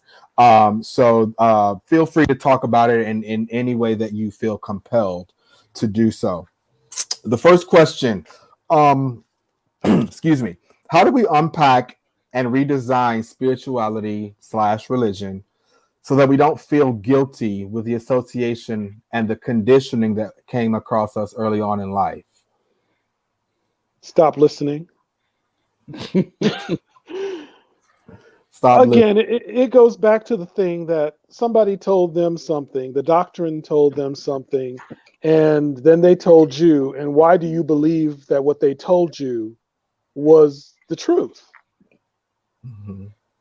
You trust them because they're in your lives and they're the authority in your life, that preacher or that, deacon or that mother. But who said that that was the truth? You need to go on a truth-finding mission for yourself. The information is there. Don't go to a Bible college, go to a seminary where they're teaching you the real history, that there was really another Christ. People like Christ traveling Asia, and word got back, and then they wrote it down. So, you need to understand, and people, again, here we go back to this, don't want the information. And if they have the real information, their pulpit is in jeopardy because there's a money thing going on and there's patriarchy going on. That has nothing to do with spirituality. That has nothing to do with who you are as a person. That has everything to do with control and fear. And we have to extract ourselves. I'm an ordained minister, but I'm an ordained minister that understands what reality is. Yes, I have spiritual connection for myself. Yes, I believe that there is an other. That's not, but my other doesn't have to be your other. I don't have to drag you into what I believe. I just need to do what's good for me and help others be themselves, whomever that is.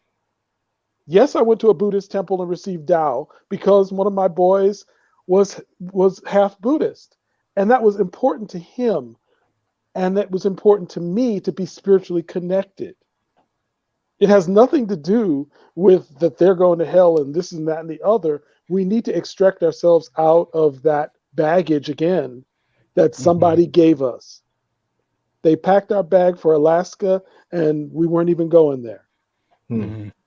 And so that is my sense of in growing up. Yes, you heard things, but did I believe all those things once I started to investigate for myself and learn truth? Yes, I'm still connected to people who are spiritual, but I don't have to believe the same way that they believe. And institutionalized religion, at times, and especially now with BLM and all of these things going on, they have to maintain their coffers. So if you talk to a lot of people behind closed doors, yes, I believe in BLM. Yes, I believe in this. Yes, but I can't tell my people that. So the people are still in darkness. I can't tell them that because they won't give. Because they want black and white, right and wrong. They don't want to investigate what's in the middle and how you get to a sense of self, and how they want to be told, like sheep being led to the slaughter. They want to be told what is right. Pastor said, that's right. Okay, I believe that. I'm going to do that. Right. When it may be totally wrong for you.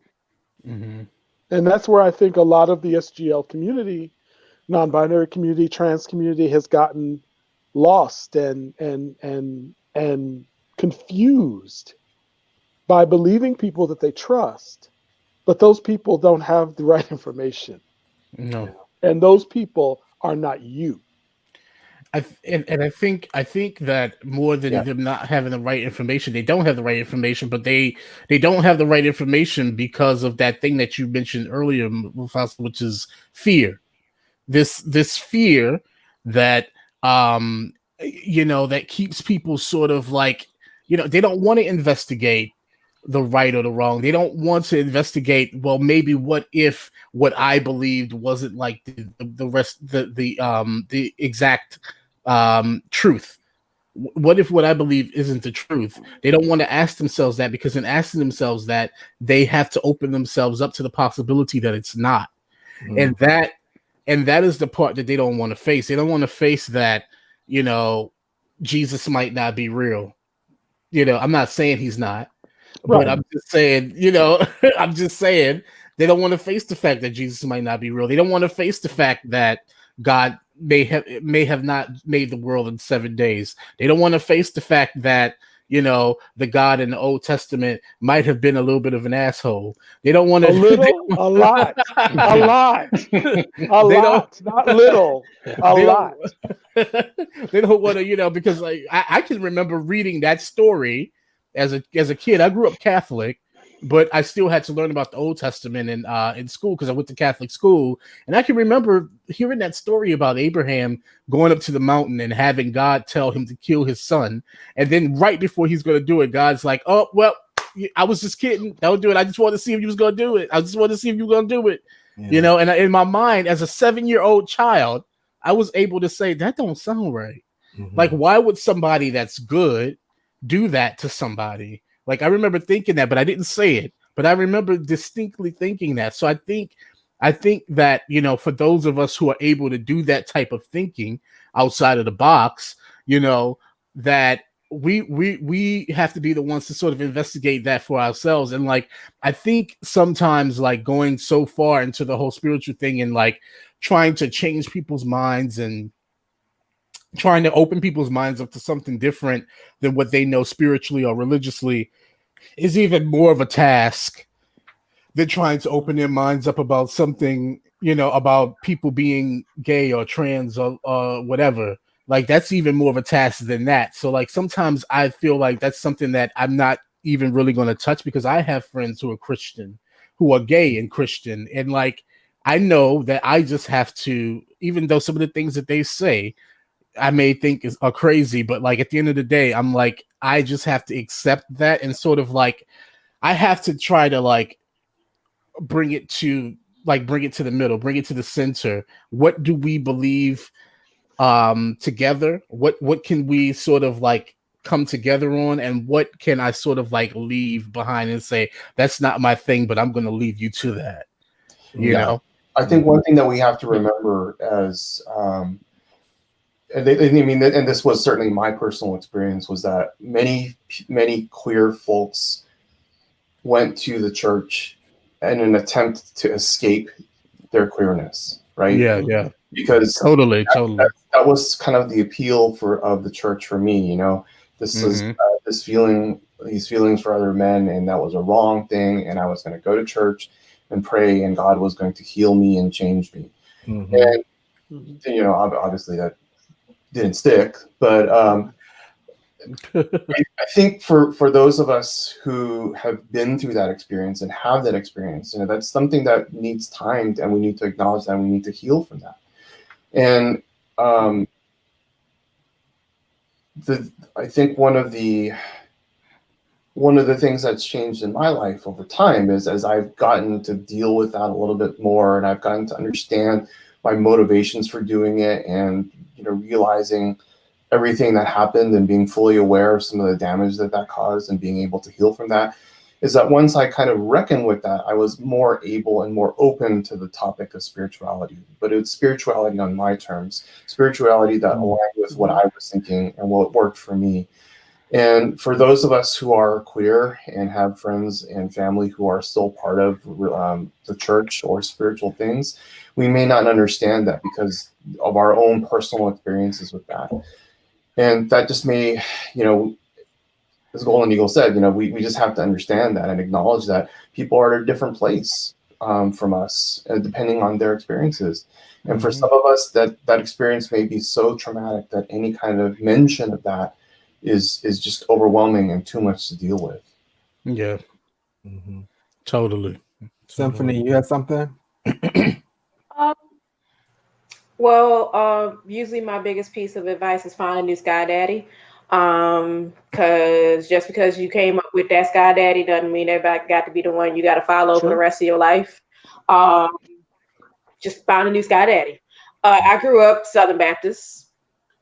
I'm not a Christian, don't identify as one, haven't done for years, well over a decade now, and will never go back. Still have respect for Christianity and what I know it to be at its core, what it was before it was used as a tool to spread white colonialism.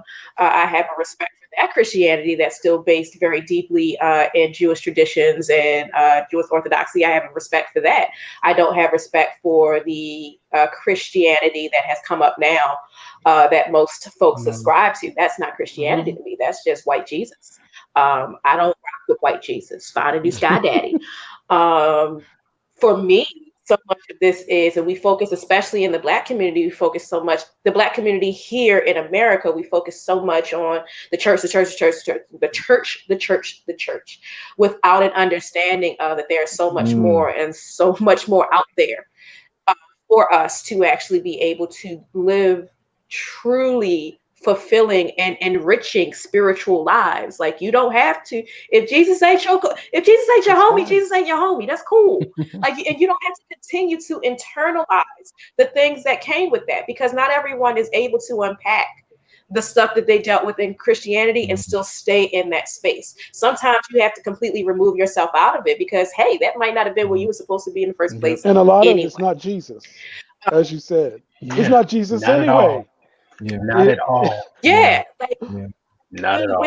When I learned some years ago that the turnover of people coming out of seminary turning to atheists was as high as it was, because most people go to seminary, and then when you ask them privately or anonymously, they identify as atheists or agnostic. They don't even identify as Christian anymore. It's like, whoa. So when you go, you learn the real background, the real truth behind this. When you learn, when they're teaching you the Apocrypha and what this actually means, but this is what we do now, and this is where it is now. It's like, wow, so you can't even stick with that. So be very clear about the Christianity that a lot of us learn and have cleaved to right now isn't even what it ever actually was, especially as Black folks in the US and in the Caribbean, because there's so much African traditional religious practices put in there with the ring shout, altar call. They were not doing altar calls way back then.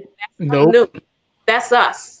We put that in. So it's so much of us into how we have done Christianity, especially now within the last 2-3 centuries since we've been here in America and in the Caribbean. Why not continue to actually change this to fit who we are as a whole, to fit who you are as a whole? Because there's the personal relationship you have with your deity or deities. And then there is the community relationship that we have with deities. I was in a talk last night, Black women, magic, all of that stuff, absolutely great. And someone brought up the idea that culture, religion is deified culture. Yeah. It's the things that we love about our cultures and love about ourselves that we deify and we hold high. So you can find out a lot about someone and the culture that they come from and the culture that they identify with what their religious background is, what their religious beliefs are, because that's what they hold dear. There is a Christian culture that has permeated the U.S. to its core, where it's normal for us to get off for Christian holidays, even if we aren't Christian. That's the culture of who we are. So when you look at that, you have to change the culture. And as the culture itself changes, then the religious practice itself will begin to change, and vice versa. So you have to be willing to take apart what it is, put it in its proper context, see what fits, see what don't. Does it work for me? Does it not? And there's, for every religious person out there who's running a church who says that same gender loving LGBTQ people don't belong there, there's another church out there that says, come on, you good. We'll have So be willing to take the time to go out and really look and find those people who share your religious beliefs, because yes, it's a personal thing. You need to do it on your own. You need to be able to do it on your own, but it makes it so much easier when you can find that community. So be willing to talk to people, be willing to go out in these spaces and have conversations. Share your churches and your religious temples and your religious orders that actually are open to folks like us, because the more that we know that there is space for LGBTQ people within religion itself, the more that we can actually feel better about ourselves as whole individuals, to have the strength to be able to deal with what we deal with, and to fight every day, because there takes a certain amount of fortitude that can come from your spiritual beliefs that gets you up there marching or going door to door, that when you have that grounded in you, it makes it that much easier for you to get up and say, you know what, not only am I supported by my own beliefs, not only am I supported by my support circle directly around me, but I am supported by my religious beliefs and my spiritual community. Like, they there for me. That makes all the difference when we look at, especially in with the civil rights movements, and who was at the forefront of that.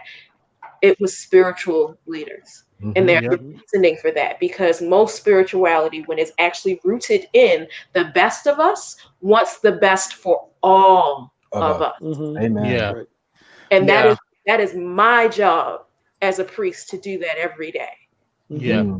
That is our job as people who are of religion, who are in religion, and who work for our religions, who work within our religion. That's our job, to constantly make sure that everyone who is a part of our religious order and tradition feels like they're okay, feels like they have the space to change and be better people because they want to, not because our particular sky daddy is going to go ahead and smack them down and send them to hell because they like the same gender as them. Like, no, like that's not our place. If God saw fit to put them on this earth and have them feel that way, who am I to be like, hey,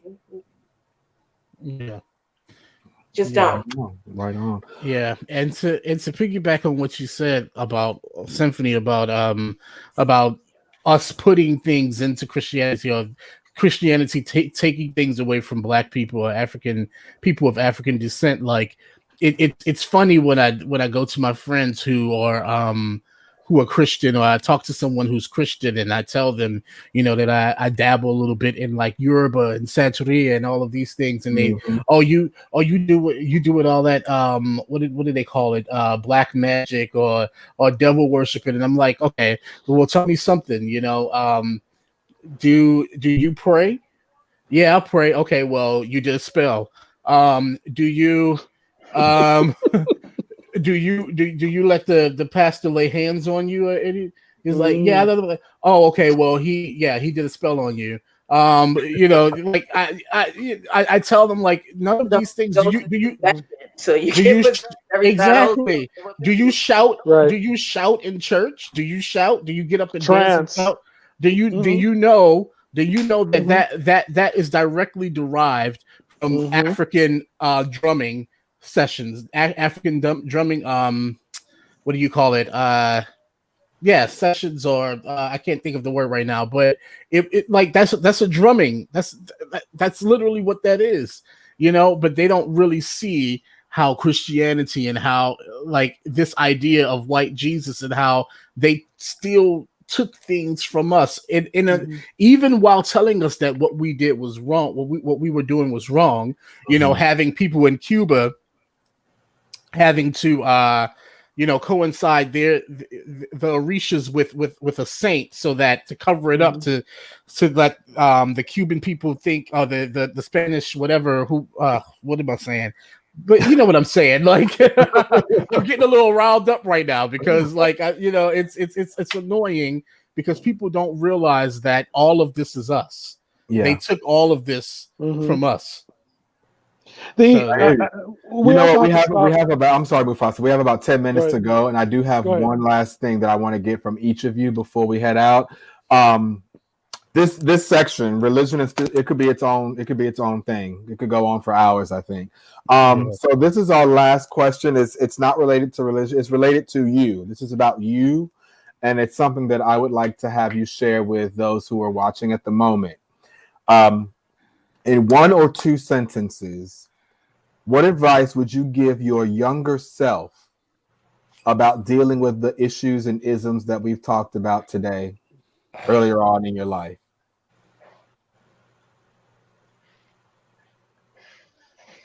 Not everybody all at once. I'll go first since I haven't contributed a whole lot to the religious conversation. I think the one thing that I would, and I struggled a lot with this, I think the one thing that I would tell my younger self is that at some point you will come to understand that you are enough. Mm. But I'm telling you now that you always have been enough. Mm. So, if you can remember that and internalize that now, then you could the sky's the limit for you in a way that it probably wasn't for me, because it took me longer to get to that space. Mm. Thank you for that. I sort of struggle with that question too, but then I was reading on Facebook earlier, and I saw a quote, which is actually one of my favorite quotes, but like it magically just popped up. One of my favorite quotes from Zora Neale Hurston, which is, "If you're silent about your pain, they'll kill you and say you enjoyed it." Mm. And that is something that I would probably tell my younger self, because I grew up I was the good kid, and I was the one who, I did good in school. I followed directions. My brothers were a nightmare, but I was the good child, and because of that, I think I sort of didn't allow myself to express myself as much as I should have, or as much as I wanted to, when I was young, for fear of angering or hurting other people, putting other people's feelings and ideas about who they thought I was supposed to be, before who I knew I was and who I wanted to be.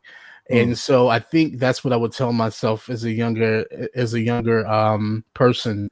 If you're silent about your pain, they'll kill you and say you enjoyed it. Mm. Thank you. Anyone else? I think I would say that Symphony, you want to go? Oh, you go ahead. I think I would say that to continue to trust myself, that I was not wrong. In basically that feeling who I was growing into. If I continue to be me, I will continue to be loved. Being who I genuinely am, and not that I'm not going to hell, never was, never will, because that's not real. Mm. And understanding that in myself, that I am a child of, continuing to understand, I am a child of God. No one can tell me anything else. Nothing. That I am divine, that I am where I'm supposed to be and who I'm supposed to be, because y'all said that God doesn't make mistakes. So why y'all going back on it now? Mm-hmm. Mm-hmm. So, to continue on that path, I was blessed to grow up in Newark and New York City, and being able to explore things on my own and those types of things. And that's a blessing in location. Mm-hmm. But it's also a blessing to have a mind and parents and people around you. I grew up Kojic, in the Kojic church, but I didn't grow up in a Kojic church that was not a thinking church. Because you have all different types. I hate to lump Christians all into one, because I am not an evangelical. What they do is not Christian. And so I would say to myself to continue, that feel yourself and understand yourself, and that's where you need to be. Mm-hmm. Thank you. I would tell my younger self, don't believe the hype. Mm-hmm. In a couple of ways. One is I certainly subscribe to the myth of a model minority.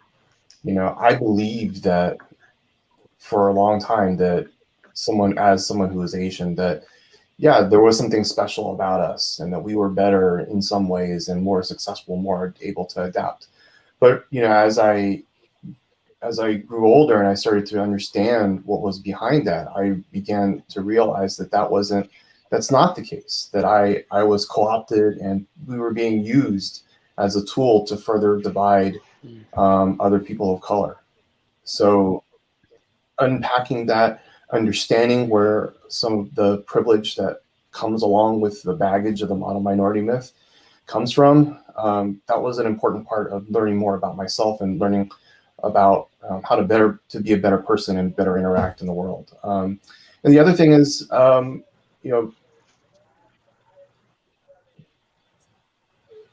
it's kind of what others have said is that, there's only one way to be, right? That the only way that you can have a successful life is to be what everyone in the mainstream says, that being gay, being a lesbian, being queer, being trans, those are not paths to success. When I came out, my mom kind of freaked out and she said, I just want to make sure, I just want to make sure that you're not making a mistake. And certainly that was my biggest fear in coming out. Even though I've been